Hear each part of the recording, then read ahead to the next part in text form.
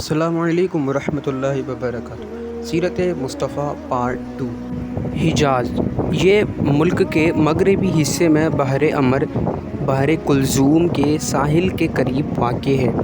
حجاز سے ملے ہوئے ساحل سمندر کو جو نشیب میں واقع ہے تہامہ یا غور پست زمین کہتے ہیں، اور حجاز سے مشرق کی جانب جو ملک کا حصہ ہے وہ نجد یعنی بلند زمین کہلاتا ہے۔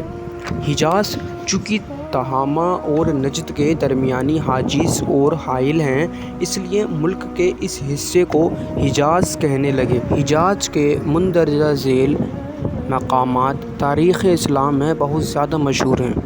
مکہ مکرمہ، مدینہ منورہ، بدر، احد، خیبر، فدق، حنین، طائف، تبوک، غدیر خم وغیرہ۔ حضرت شعیب علیہ السلام کا شہر مدین تبوک کے محاذ میں بحر احمر کے ساحل پر واقع ہے۔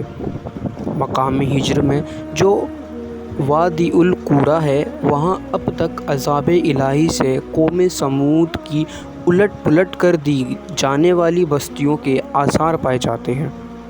طائف حجاز میں سب سے زیادہ سرد اور سرسبز مقام ہے اور یہاں کے میوے بہت مشہور ہیں۔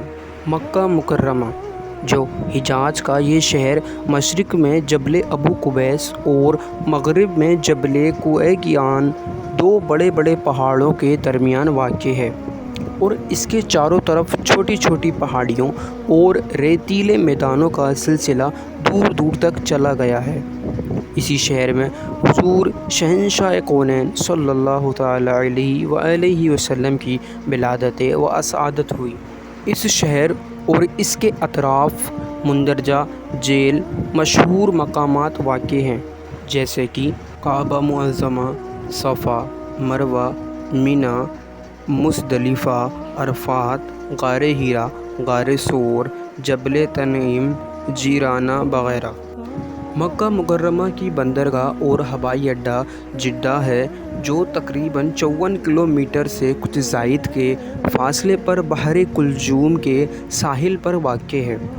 مکہ مکرمہ میں ہر سال ذو الحجہ کے مہینے میں تمام دنیا بھر کے لاکھوں مسلمان بحری، ہوائی اور خشکی کے راستوں سے حج کے لیے آتے ہیں۔ مدینہ منورہ مکہ مکرمہ سے تقریباً 320 کلومیٹر کے فاصلے پر مدینہ منورہ ہے، جہاں مکہ مکرمہ سے ہجرت فرما کر حضور اکرم صلی اللہ تعالیٰ علیہ وسلم تشریف لائے اور 10 برس تک مقیم رہ کر اسلام کی تبلیغ فرماتے رہے، اور اسی شہر میں آپ کا مزار مقدس ہے، جو مسجد نبوی کے اندر گنبد خضرا کے نام سے مشہور ہے۔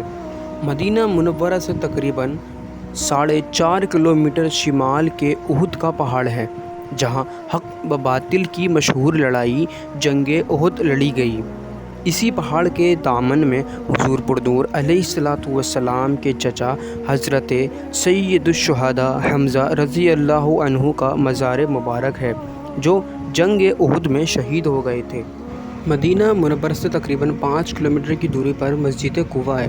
یہی وہ مقدس مقام ہے جہاں ہجرت کے بعد حضور اقدس صلی اللہ تعالیٰ علیہ وسلم نے قیام فرمایا اور اپنے دست مبارک سے اس مسجد کو تعمیر فرمایا۔